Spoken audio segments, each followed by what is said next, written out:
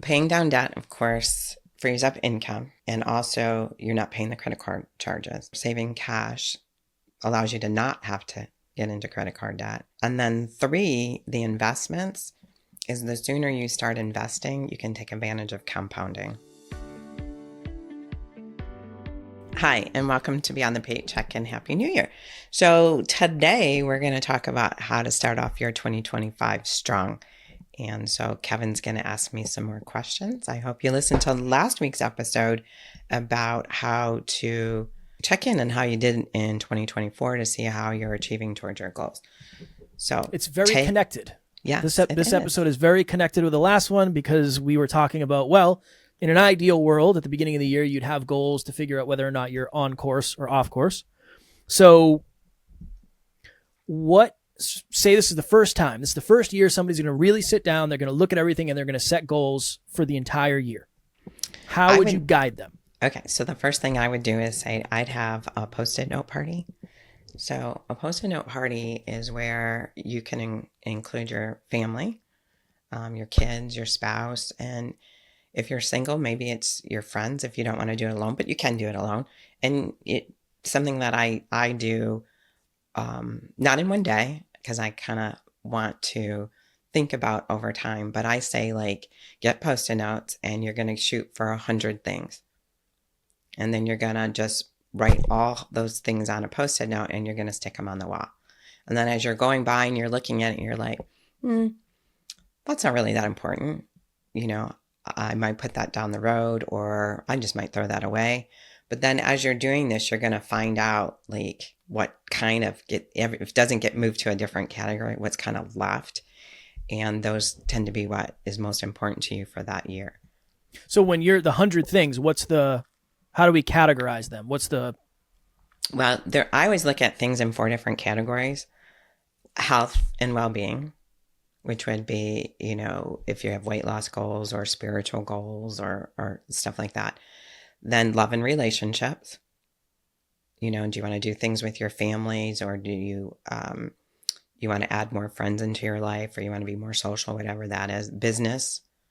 And if you don't own a business, then that would be what you would want in your career. So business or vocation.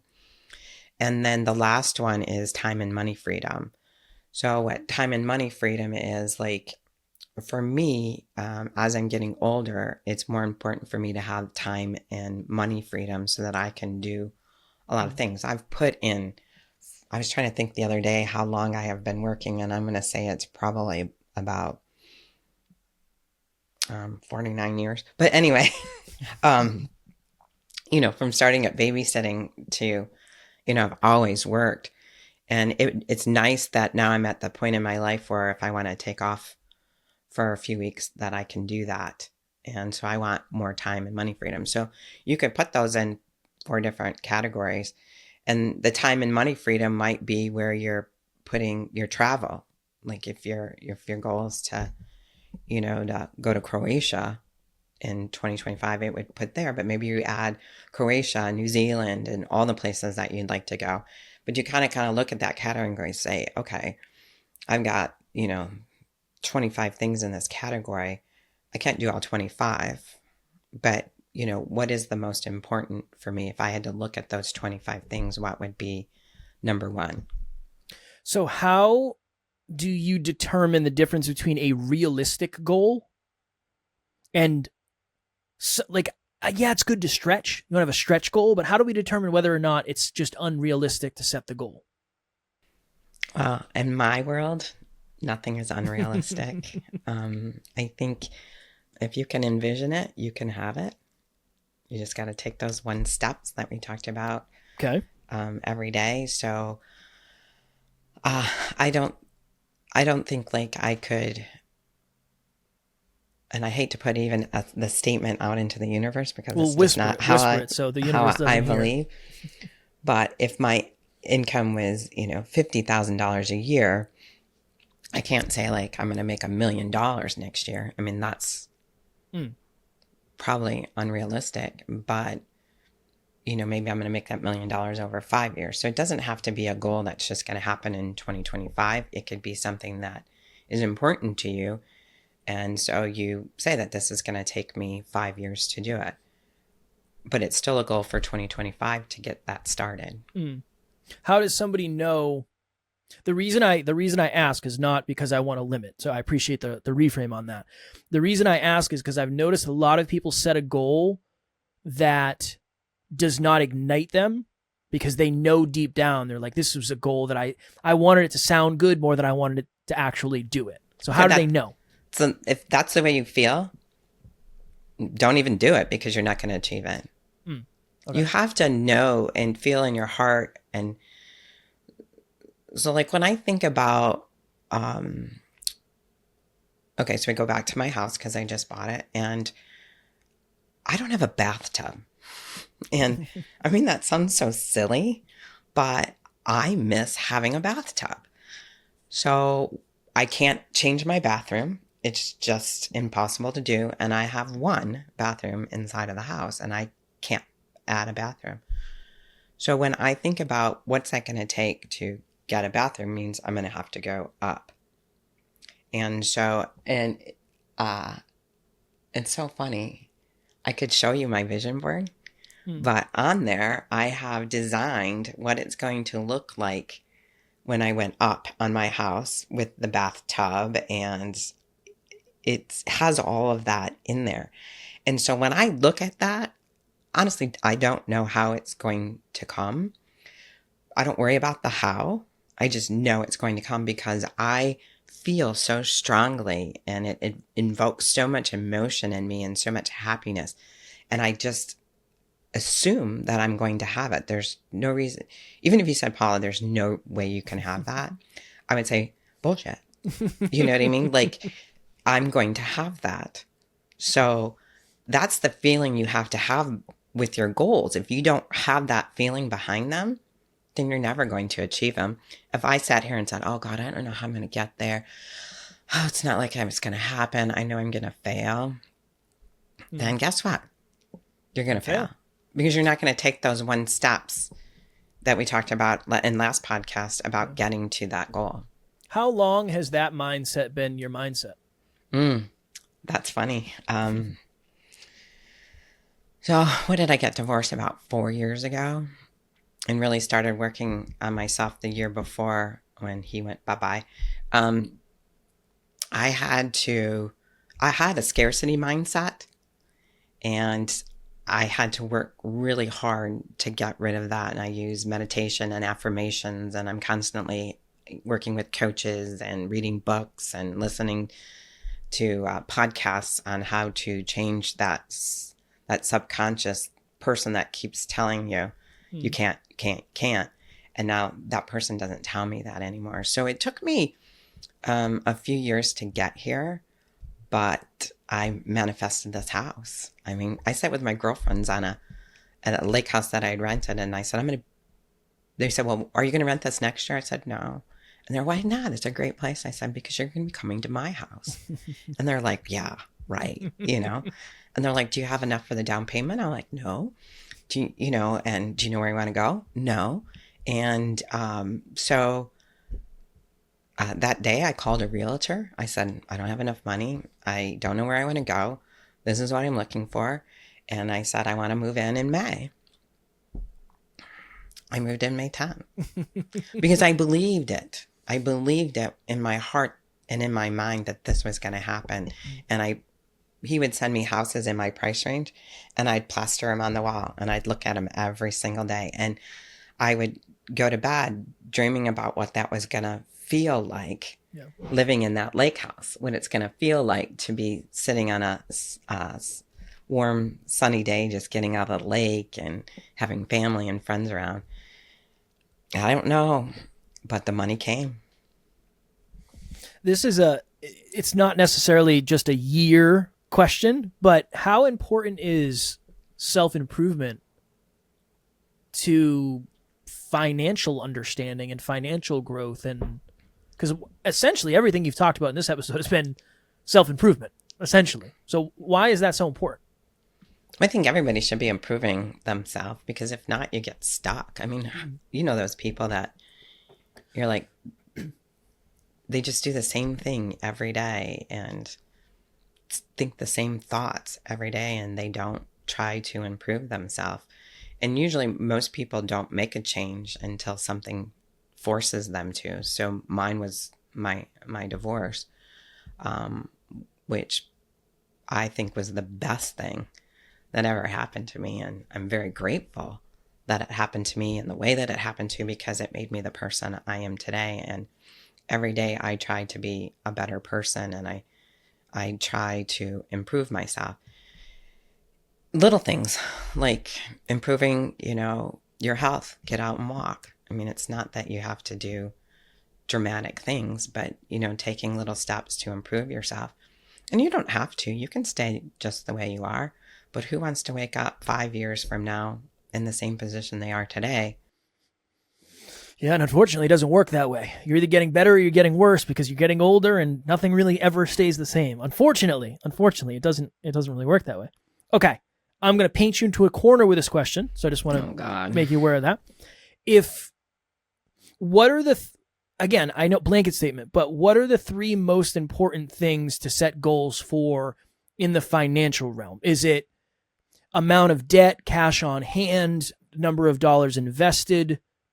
What would you say to someone? I think you answered the question yourself. Was that what it was? Yeah. So you think about it. If you're in debt, you want to get out of it, because if you get out of debt, it frees up income for you to save more. If you don't have an emergency account, you want to start growing that, because again, like we talked about last week, if you have that emergency account, then you're likely not to get into debt, because you're going to use your emergency funds to do that. And then the third is when you do your goals and you figure out what they are financially, is then either develop a plan yourself about how you're going to get there. And then if you can't do that yourself, then hire someone to help you put that plan together. But it's getting out of debt. If you have debt, building an emergency account, and then having a plan. So let's say you said, hey, Paula, I want to retire in 15 years. And I say, well, you need X to get there. Well, you have to know what that looks like, so that you can incorporate that into the way that you're saving. So if I said, Kevin, you got to save $500 a month to get to that goal, well, that becomes a priority to you, because that goal is important. So you pay the $500 to yourself first. So that's in an IRA or 401k or however it makes it easy for you to save. Then every month you start watching your statement and you see it growing, and that excites you and gets you, closer and closer to your goal. And that makes that goal seem more achievable than it did when you just said, oh, I just think I want to retire in 15 years. Well, what are you going to do? I don't know. Cross that bridge when we get there. Yeah. Well, that bridge is not going to be crossed, because you're going to wake up 15 years from now and you're going to sit down with a financial plan. They're going to go, nope. Yeah. No, you should have been thinking about this 15 years ago. Oh, correct. Okay. Well, never mind. Maybe 15 years from today. Okay. I would also say, you know what? Please. If you don't like to read, but, finding someone that you value and, listen to their podcast, get on their newsletter list. If you do like to read, there's 100 books that I can recommend to you to read. And you'd think I was going to recommend a book on finance. It wouldn't be. It would be on mindset and money, because you got to work on that first before any of that other stuff is going to come into your life. But, educating yourself is hugely important, along with that self-improvement. I think that should be an episode for the future. Top 10 books. Top 10 book recommendations and why. Yeah. Save that. Okay, let me write that down, because I'm going to forget. I'm going to paint you into another corner after you're done writing that down. Okay. Was that top 10? Top 10 book recommendations. Okay. Okay. Again, blanket statement. I'm not saying this is the way to do it, but if somebody was going to focus on one thing, would it be paying down debt, building up cash on hand, or investing? 1 year cycle, just for this year, finite. Can I pick all 3? Never. Yeah, you can. You can pick all three, but tell us why. Okay. So paying down debt, of course, frees up income, right? And also you're not paying the credit card charges. So that's positive of number one. Two, cash or saving cash allows you to not have to get into credit card debt. And then three, the investments is the sooner you start investing, you can take advantage of compounding. And that's huge in achieving your goals is compounding.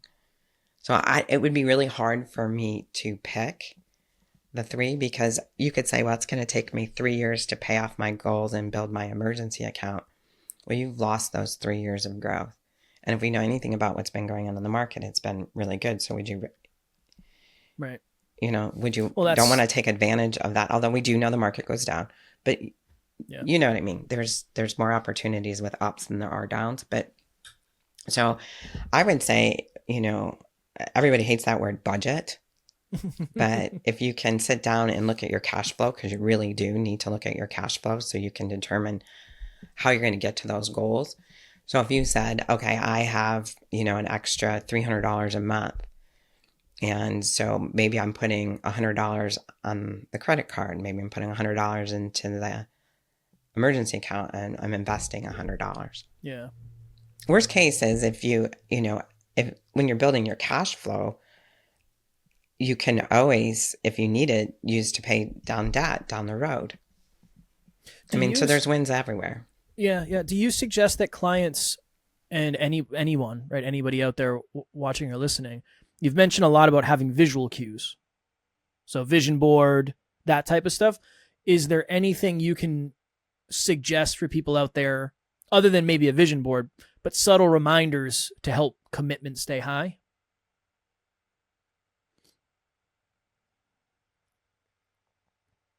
Like I know there's a lot of apps like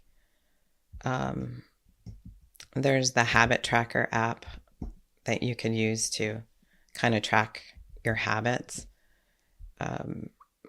Gratitude journal, writing down your wins for the day. That's always a great thing. Gratitude is huge. Celebrating your wins is always good to do because you feel really good about, achieving things, and it's great to celebrate that win. Am I answering the question? Yes, and? No. No, you are. This is self-improvement 101. I love it. I absolutely love talking about self-improvement. Outside of if I was struggling to lose weight, I would put something on my fridge as a reminder of that type of thought. So my doctor wants me to lose a few pounds. And so what I did is I went and picked out this dress. And if you go into my kitchen right now, you would see by the stove is a picture of this dress. So when I look at that dress every day and the thin woman's wearing it, and I think, God, I'm just going to grab this. And I nope, that's not going to get me there. So. Okay. That was the answer I was looking for. That's the answer. Yeah. So would you suggest, okay, let me ask you this question. Yeah, I'm painting you in a lot of corners. This is a fun one for me. I'm glad you're enjoying it. I'm enjoying it very much. Hopefully whether you're watching or listening, you're enjoying as well. How does somebody determine a treat for themselves that doesn't set them back too far? Because I can imagine, I'm going to go on an all expense paid trip to wherever at the end of the year if I save X amount of dollars. But what if somebody probably needs small hits of dopamine along the way? So what have you seen for celebrations? And so you can do things. Let's go back to weight loss. And so when I get on the scale, if I'm achieving my goal, I'll maybe eat something that's not necessarily going to horribly hurt me. But, I might go eat some chocolate, because I'm not eating chocolate right now. But it's funny, I don't even want chocolate because I'm not eating chocolate. Your body just says it doesn't want it anymore. But it I could don't think be, my body works that way, Paul. When I don't eat chocolate, I want it more. it could be buying a new shirt or a new dress or something that, shows off your new, what's the word I want? Physique? Physique. Yeah. So something it shows small. that off. I mean, something that's and then when you wear it, you're going to feel really good, because I've lost already, I think I'm down 11 pounds. And the dress I have on now is like, wow, it's like loose on me, and that's a really good feeling to have that dress. Yeah. Now, if I go down another 11 pounds, it's going to be too big. So I get to treat myself by buying a new dress. Okay. On a budget, though. Yes, within reason. It's in a budget, right? We're not buying the ring from Titanic. Hey, from Titanic. I shop at thrift stores, consignment shops. Lots of times you get brand new clothes with the price tag on them. It makes sense. Okay. Not exactly a year question, but again, what advice do you give to someone around ego when it comes to money? Because I know there's a lot of people out there that would be very benefited by shopping at a consignment shop, but there's so much ego built up of I can't do that. My first question would be why? And we all know you got to throw your ego out the window. Easier said than done, though. Your ego is what stops you from going forward. Yeah. It really does. Sure. It's the one that's with that and your self-conscious coming into play, it can stop you from achieving anything. And first of all, if I bought this dress at a Salvation Army, you don't know that. Right. You I would never know it until you said it. But I didn't. But you would know it. Yeah. So who cares? I guess biggest thing is who cares what other people think? Right? Yeah. Well, it's about your future. That's the thing. You're doing what's best for your future, although it might seem uncomfortable in the present. But isn't that everything? Isn't everything uncomfortable in the present? That's usually best for you in your future. Unfortunately, that's the way it's set up. Yeah, well, whatever makes you uncomfortable is really where you start to see the progress and moving forward. Yeah. If it doesn't make you uncomfortable, you're not likely to do it. That's where the growth is. The growth is in the uncomfort. The growth is in the uncomfort, the discomfort, the uncomfort. I think that would make a great bumper sticker. I'm telling you, it's probably out there already. Oh, well, look, you just took my win away from me. You can do it, and you put your own unique spin on it, and I'll sell it. I'll buy a bunch, and I'll sell them for you. All right. Anything you want to end with to make sure that we make sure everybody can have a 2025 that starts off strong? Weird sentence. A weird sentence? Yeah. Oh, you said a weird sentence. Yeah, it was very run-on and all over the place. Well, I think I would have to answer that question by saying, just start and, again, take those small steps. So start with your Post-it note party. And, if you want to spend, the new year with your family or friends, I mean, I think you even include your kids about what things that they want and would like to do, and make it fun, and then start deciding what's important to you and what steps you need to take to get there. But you got to be important. If it's not important, you're not going to do it. Yeah, that makes sense. It just gets pushed to the side like everything else.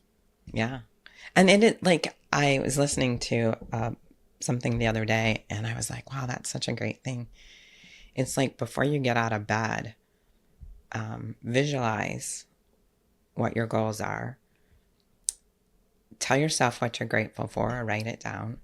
And then when you put your feet on the ground, know what that step is to achieve those goals. So you're already getting up in the morning and moving forward before you even get out of bed. I love it. I know it's better than getting out of bed and going, now okay, I got to go to work today. I got to do this. I got to do that. And, you start your day feeling like that, and it just continues to feel like that. I have a whiteboard in my office that has things on. And I journal every day, but I have a whiteboard in my office, and it's always the stuff that I'm the most focused on. And every day I look at it, it's right there. And I have noticed a drastic increase in focus, clarity, and consistency for sure since I started doing that. So I can attest to all of that for sure. Well, if you think about it, if you want to, let's say you want a raise at work and you sit down with your boss and say, okay, I want a raise or I want a promotion. And he says you need to do this, this, and this to get that promotion. If it's really, truly important to you, you're going to do this, this, and this. If you're like, oh, God, I don't want to put that effort into it. I don't know. I just should have it anyway because I'm such a great employee. Well, you're going to not get that promotion or that raise. You know, everything you have to take action towards the things that you want. You just can't sit on your couch and watch TV and expect $1 million to show up on your doorstep. Wouldn't that be nice? I tried. Yeah, it didn't work. Yeah. I tried for a long time. It never happened. Yeah. Neither will winning the lotto. You can't win it if you don't play it. So I'm not playing it. Yeah. I do every once in a while. Do you? Every once in a while. Well, maybe one day you'll hit and everything will be different. It'll be a different world. Even though I'm sure you'd squirrel away all the money, so it wouldn't really matter that much. Actually, I wouldn't. No? Wouldn't. I'd give almost all of it away. I'd keep enough that would, you know, take care of my family and friends. Mm. But there's so many people out there that need money or charities or that. What am I going to do with all that money? I mean, if you win, what, $450 million? I mean, come on. I think about that all the time. That is an absurd amount of money to win. Yeah. And most people don't even last 5 years with that. I know. So, but yeah, I mean, can you imagine how many lives you can change? Lots.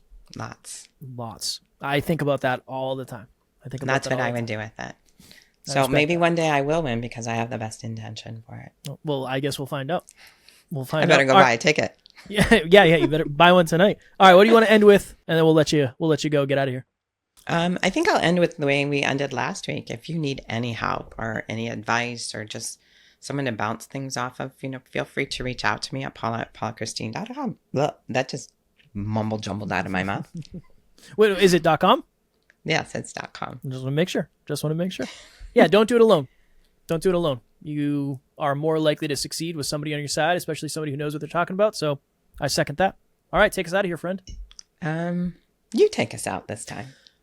We appreciate you all so very much for tuning in. And here's to a strong 2025. Stay disciplined, stay committed, and keep crushing it. We'll talk to you all. Move forward. And Paula will talk to you next week. I don't think I'll be here next week. No, we'll have a guest. Okay. And I'll actually ask the questions. Okay. Well, thank you for having me again. You're welcome. Adios, friends. Okay. Happy New Year, everybody.